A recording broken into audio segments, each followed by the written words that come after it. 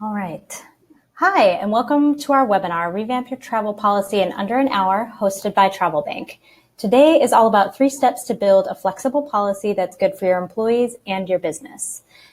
Just a few housekeeping items. If you are new to Webinar Jam, go ahead and click the Start the Broadcast button in the middle of your screen. That will enable you to see all the slides in our presentation.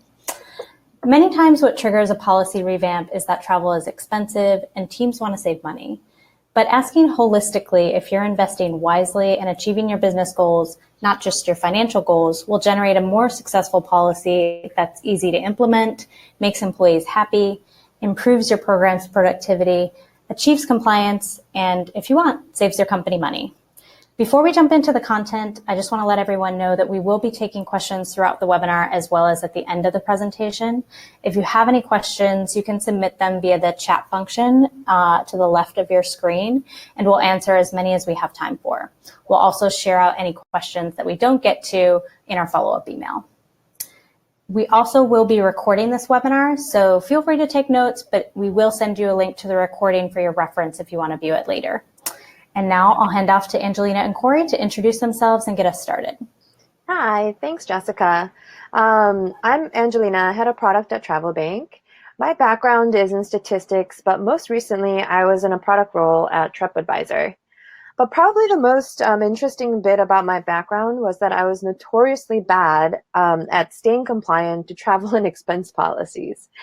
In my prior role, I traveled a lot to Australia because my develop team was located there, but it was really hard to find my travel policy, so I oftentimes had to submit expenses multiple times and went through that pain point personally.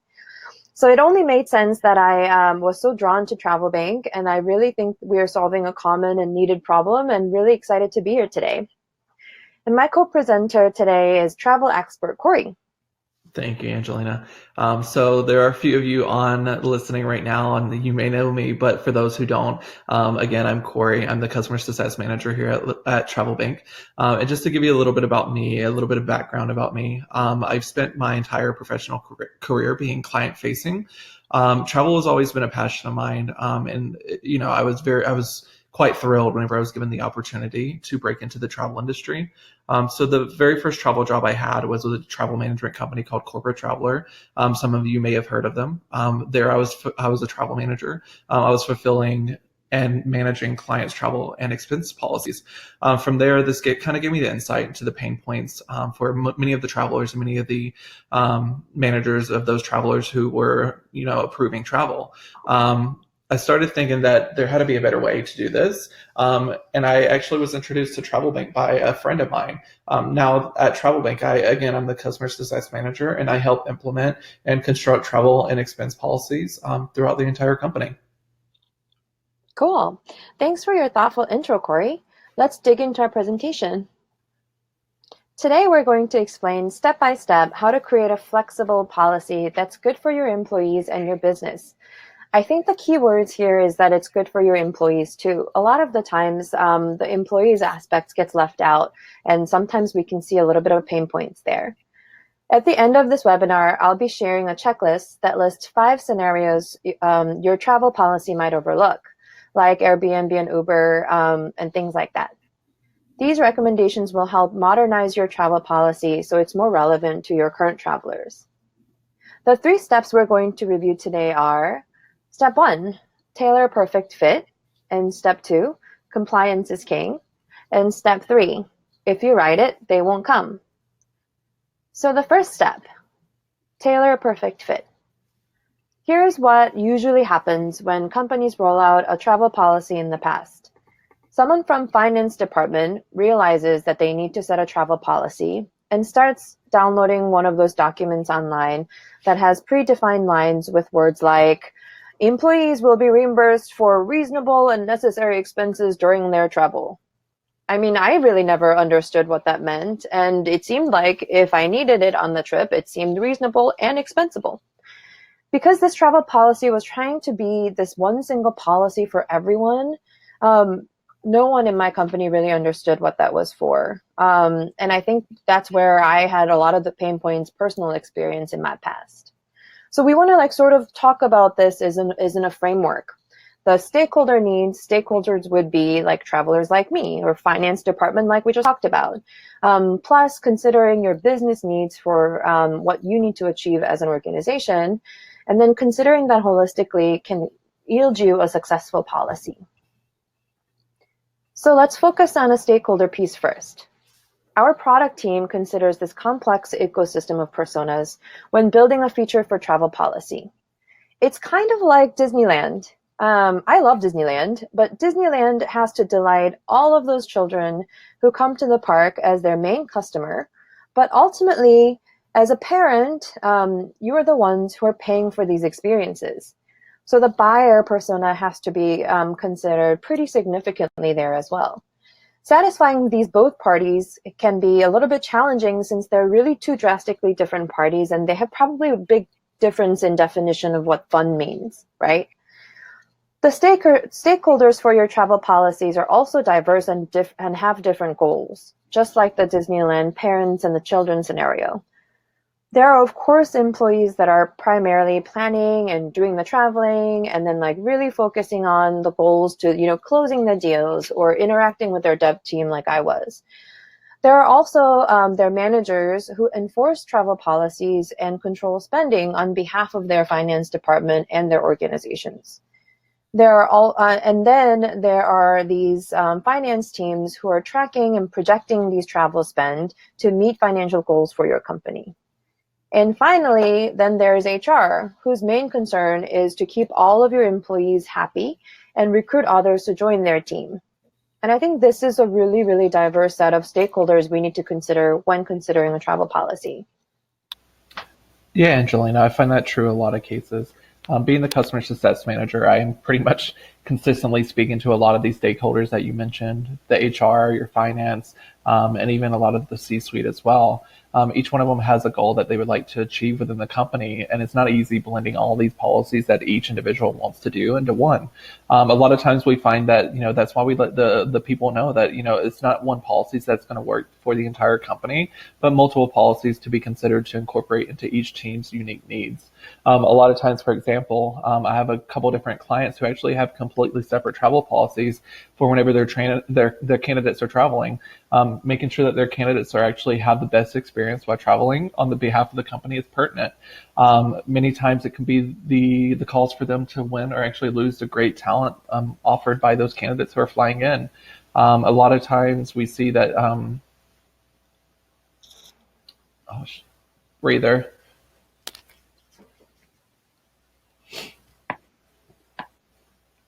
That is true, Angelina. As the customer success manager at TravelBank, I'm consistently speaking to a lot of these stakeholders that you spoke of, the HR team, the C-suite, and also the finance team.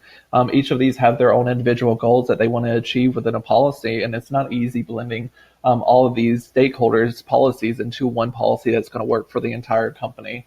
A lot of times I do let them know, it's not one policy that's going to work for your entire company, but we can create multiple policies that we can incorporate into each team's unique needs. So each one would have their own policy that they could abide by, as each one is different with their needs. For example, I have a lot of clients that I work with that have actually completely separate candidate policy. So their HR team actually wants to really consider and make sure that their candidates are taken care of from the moment that they book travel to the moment that they're traveling. They want them to have that all-star experience when they're traveling. A lot of the good candidates, they actually consider your company, from the moment they step on that plane to the moment they return home, and they expense that policy or they expense that trip back to you.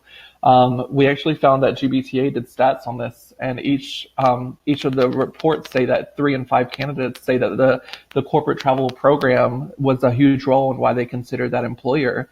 So definitely consider this whenever you're making your policy for your candidates, for your recruiting team, that this could be the reason why you win or you lose that great talent. That's so true, Corey, because similar thing actually happened to me. I took the last job opportunity because it came with opportunity to go to Australia, and I've never been. So then it was no brainer for me to have that experience as part of my job. And the recruiting team really did a great job of recruiting me with that as a perk. But Corey, what about the C-suite? Have they been different to set travel policies for in the past? Yeah, I mean, a lot of times we find that the C-suite and your road warriors are always going to be special cases.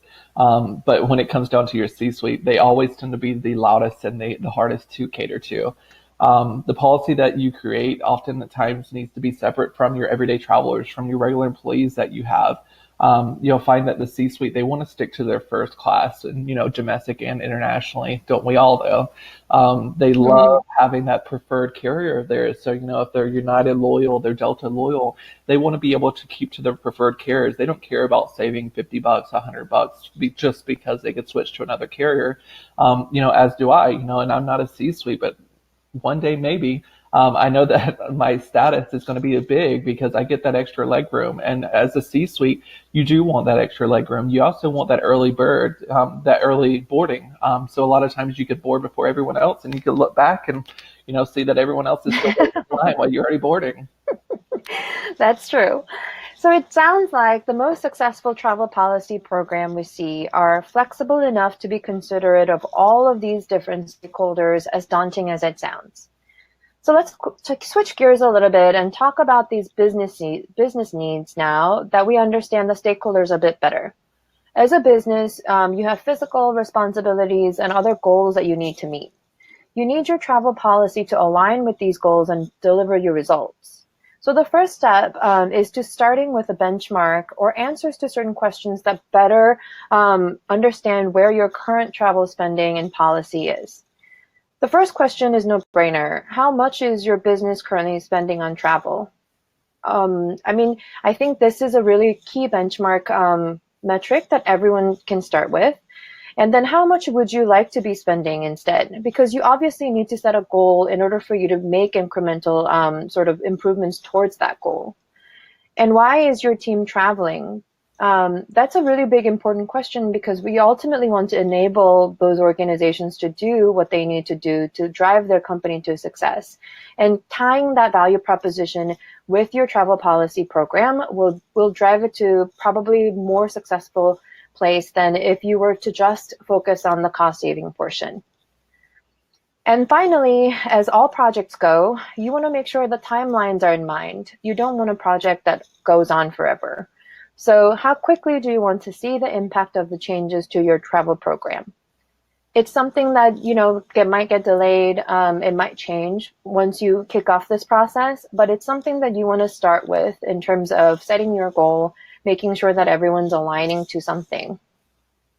Saying saving money is a goal for travel policy is a great place to start, but it is too nebulous and probably not actionable enough for everyone to align on.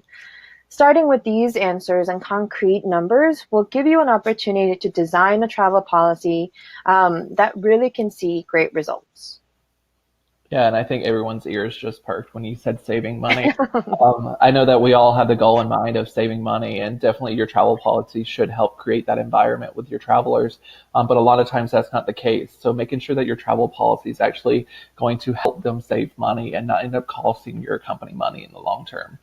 So there's advanced purchase requirements that airlines actually have out there. So that is actually, fair rules that they govern, and they say, if you're going to purchase X amount of days out from, the day of travel, we're going to help you save more money. So if you're actually purchasing a ticket, 3 days out, it's going to cost you more money just because of that advanced purchase requirement that those airlines have. Typically, we're starting to see that, 14 to 21 days out from the date of travel is the best time to book a ticket and actually save the most money. We're also, training your travelers on what an ROI is. So an ROI, for some of you who don't know, is return on investment. So you need to really talk to your travelers and help them determine that trip cost. Is that trip cost going to help increase the company revenue? Or is that meeting that they're trying to pay for that ticket, that $1,000 ticket to go to, is that meeting going to be better handled remotely? Can they do a Google Hangouts? Can they get on Skype and have that meeting and save that company that travel budget? Or do they need to be in person to help increase that revenue by bringing that client on board? Also, a lot of times we find that the approvals is a big impact to the company. So making sure that your approvals are actually structured in the right way that fits you and your travelers as well. So approvals that are too strict at times, we can find that that can increase the traveler's frustrations and also increase costs to your company. As we all know, fares change minute by minute with airlines, and availability on hotels actually changed as well. So it's just like, is the availability there at the time they're requesting the approval? Yes, but is it there at the same time that you're approving that? There's a chance that that's going to be gone, and your travelers can be really frustrated because they wanted to take that nonstop flight, and now they have to take that connecting flight, or they have to fly 2 hours later because you said it's quote unquote within budget. So make sure that you're actually paying attention and making sure that the approvals work not only for you, but for your travelers as well. These are some great concrete levers you can pull to impact those incremental improvements that we're talking about. But Corey, who do you see typically find writing a company's travel policy? That's actually a really good question. A lot of times right now, we're finding that the finance teams are trying to take on these responsibilities and say, yes, we're going to make you save, save, save. So we find that a lot of the finance teams want it to be more strict. They want to put more guidelines in. They want to make sure that the travelers are saving the most money. And the reason they're doing this is because a lot of times when they're traveling, they're being so frugal that they want to save any time that they can when they're traveling. They're flying those basic economy fares. They're flying with those one-star carriers, those low-cost carriers, to make sure that they can save that money. But they're also only traveling once a month or even once a year. So a lot of times we're finding that they're not traveling as often as these road warriors, these C-suites, everyone else who's out there in the company. And a lot of times what a lot of companies don't realize is that a lot of these road warriors, a lot of those who are traveling the most often, have a lot of these perks with these carriers.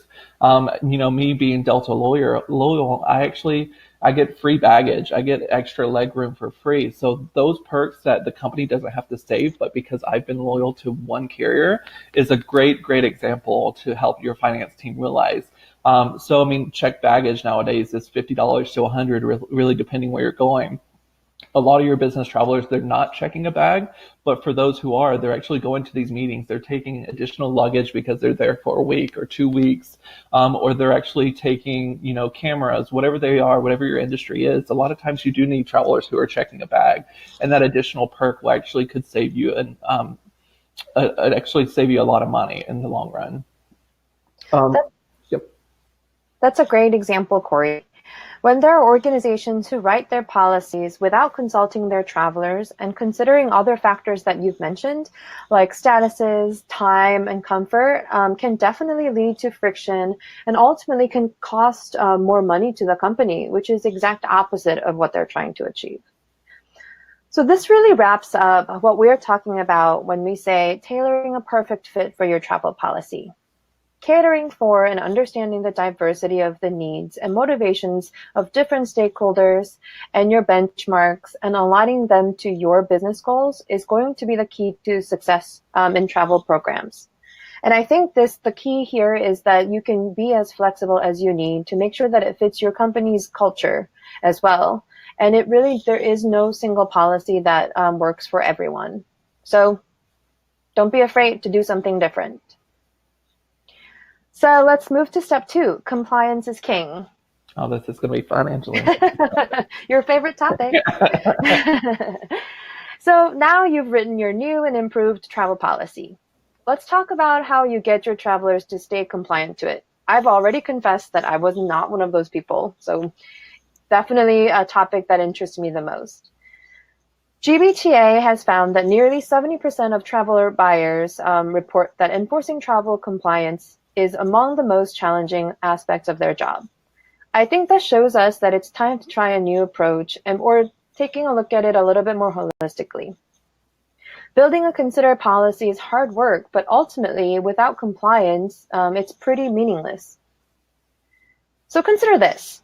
When you were a kid growing up, trick-or-treating, your parents will say right before you left the house to collect the candy in your neighborhood, they would probably set a limit. You can have 2 pieces of candy when you get home, but no more than that tonight. But if you're on the road trick-or-treating with your friends, and as you collect them, how many of us, snuck a few on the road and ate those candies before you even got home, right? Then you get home with a bucket full of candy and confess to your parents that you've eaten 20 while you were out. Now you're in trouble, and your parents might take the candy away, saying that you've had more than enough for a certain amount of time. I feel like this is similar to how traditional compliance strategy has been, where you're given this information way early in the process, and then enforcing them is somewhat retroactive. And, they're really controlled on the expensing stage, where all of the money already has been spent. So sure, your travel tool still needs approval flows and auditing capabilities for the accounting teams. But pairing these more traditional compliance features with incentives like rewards can flip this conversation upside down, which I'm really excited about. Rather than getting stuck in an experience built on negative reinforcement after the fact, you're offering positive reinforcement that can drive better behavior. Like the age-old debate of the carrot or the stick. Yeah, this debate. So do a lot of people know what the carrot and where the stick is? So what Angelina is really pointing out here is, do you dangle carrots for your travelers and guide them to choose these better positive behaviors when traveling or booking their travel? Or do you take the stick approach and after the fact? But why not both? Why not reward your travelers and give them approvals at the same time? So the concept of rewards right now is really a hot topic in the industry. But what we want to do is we really want to turn that feeling of, a punishment into a perk. So that's the big thing that we like to do at TravelBank. So a lot of the travel managers out there, they're actually going around saying, reward programs are actually just incentivizing your travelers to want to take more trips. But that's actually not been the case that I've been finding since joining TravelBank.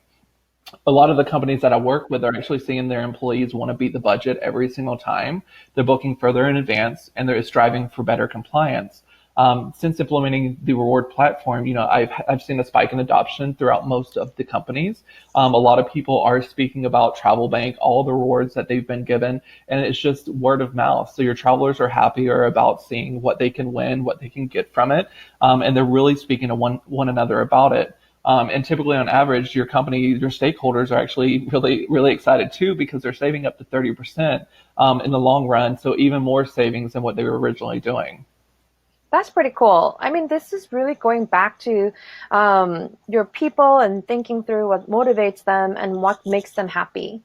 Compliance doesn't have to be this big bad thing nowadays. It can accommodate a lot more of what people actually want through a holistic compliance strategy, leveraging things like rewards and tools. So let's talk about step 3. If you write it, they won't come. And I think if you write your travel policy, it's definitely not enough. Your employees won't be actively looking to find it, and they're not going to be as active and pretty much on top of it as you would be as someone who's written the policy. Yeah, and I guess kind of just like another old saying that we have, leading a horse to water, but you can't force them to drink. That's exactly right. The most important thing that will make your policy stick will be how you implement it. Getting your travel policy into the hands of the travelers is going to require you to pick the right technology that can be there for all your stakeholders' needs. And we've already discussed how complex that it could be. So having that technology partner with you is going to be crucial. One of the options currently on the market is to choose multiple apps that specializes in travel bookings or expense tracking. They're lightweight and they don't handle entire process. So there are multiple integrations, multiple points of contact for support, but can create a distributed user experience. Yeah, I mean, I definitely agree. There's the new modern platform versus those legacy providers. And actually, I have a lot of time to speak about this, and those who don't have or who have more than just the hour, feel free to approach me offline. But legacy platforms can take 6+ weeks to implement, whereas a lot of your new modern platforms are actually taking days. So it's a lot quicker and a lot better implementation timeline with a lot of these new providers. So that's definitely something to consider when you're looking for a new platform. Having worked at both Corporate Traveler and TravelBank, I've quickly seen how travelers are looking to use these new tools and what they're looking for when they're looking for a new tool. We actually show that 79% of our travelers are looking for a mobile device as well. So not just in travel, but across all platforms, expenses as well. They want something they could do on the go. They want to be able to make changes. They want to be able to submit requests. They want to be able to make updates at any point in time, and not just sitting at their computer. I've heard a lot of our travelers actually say and get to me about the chat function. A lot of our travelers love this chat function where a lot of the legacy providers don't have it just currently. So this allows them to actually sit and get work done while they're actually doing business. A lot of people are texting underneath the desk while they're in a business meeting, making changes to their trips. And that way they can actually leave, rush to the airport, and actually make it home in time for dinner. So a lot of our people are really, really loving this chat and this new platform. I mean, looking for a new travel and expense platform is not that easy. It's like Goldilocks and the Three Bears. You have heavy and complicated tech on one side, and then, I mean, do I really need to go much further than that? No, you really don't, Corey. So then let's talk about what Just Right looks like. I think the Just Right tool really optimizes for employees' time while making sure that you can control the budget and spending. And there are a few key elements to this. And I think it starts with the dynamic budget. I think a lot of employers are really used to having a flat amount as setting your budget, but it can vary depending on what time of the year they're traveling. And there are a lot of other factors that go into what that budget looks like. So having a dynamic budget that reflects to the market price is really going to make sure that you stay on track and can forecast your spending pretty accurately. And then there's, of course, the approval process, which has to happen before the employees make the final purchase, right? And you can set that approval process as flexibly as you would need. So if you would like to set approval process for anything that's over the dynamic budget and just those budgets, then you can do so. And you can make sure that anything that's under budget can seamlessly get booked with no stoppage from anyone. And I think looping those processes in before that whole transaction happens is going to make sure that the finance team also feels comfortable about the budget and the spending. And then everyone else is sort of helping them out with this control aspect of it as well. Then after you've purchased the flight, there's a seamless way to expense these items, and you can probably stay a little bit lighter touch on your expenses side since all of your the approval and the control process has happened before you've purchased. The expenses can be a lot more seamless and painless for all of the employees that are returning from their trips and then filing their expenses now. And of course, if you choose to do so, you can put a little bit more robust approval processes on the expenses items if you want that one additional layer of control for your company. But I think what's really important for that process is that seamless expenses lead to seamless reimbursement for your employees. And again, this can really greatly improve your employees' experience within your company, making sure that they are, made whole after spending a certain amount of money for business travel as quickly as possible. And of course, this would also make sure that your finance team has more accurate and a little faster way to get to the accurate records for the spending, which obviously makes them a lot happier. Yeah, and I think that we're all finding that, or at least we're all thinking that, finding the tool and, creating this policy is just half the battle. But from there, what do you do? So from there, we actually want to launch the product. We want to launch the product and we want to drive compliance and better adoption within your company. So we want your travelers or we want your people to actually pick up this product and use it daily, use it, at any time that they need. We want them to actually start using this product. And how are you going to do that? How are you going to go about implementing this product and having your travelers pick it up and want to use it? So a lot of times, like I've actually done a lot of implementations lately here at TravelBank. So I love getting in front of your employees. And it excites me to be able to introduce them to a new shiny tool. And that's the way you should look at it too. You'll have some of those travelers and some of those employees who really don't want to make change. You're hurting them by having to teach them a new process. But don't look at it as much as like, I don't want to deal with them, but look at it as a challenge. Look at it as like, I'm going to win you over. This product's going to win you over, and you're going to find this process much easier than what we were doing before. And that's a lot of times why you're implementing this new product is because it's so much easier than what you were looking at before, and you're just looking to make lives easier across the board. And for a lot of you, you're like, what do I do? What do I do? Give me some tips. Corey, tell me what to do. And what you do to make it fun. It's like you do a launch party. So have a launch party for your employees around the new product that you're introducing. Make the announcement fun and exciting. Make them want to join in. Even if they're not even going to be using the product, make them want to be there and be part of it. Introduce the policy as a guideline and not rules and regulations. No one likes rules and regulations. I know I don't. Did you, Angelina? Nope. I was never really good at following them. So definitely tell them it's a guideline and you're not just forcing them to do something, even though you really are secretly. Also, invite everyone you know is what I say. So friends, family, anyone, but not really. But you can if you want to do a barbecue. But make it fun for your team. Invite everyone that you work with to this launch party. And that way they all get a use for it and they're all at least see what you're doing and what you're doing to help support and change your company for the better. And a lot of times recently, it's more or less bring your new provider in, have them share their story themselves. I love getting up there and sharing the story of TravelBank, of who we are, where we've come from 2015 to today, and just really more or less just showing them and making them excited about who we are. On the most recent demo or the most recent launch party I had, I actually provided one of our preferred vendors along with me.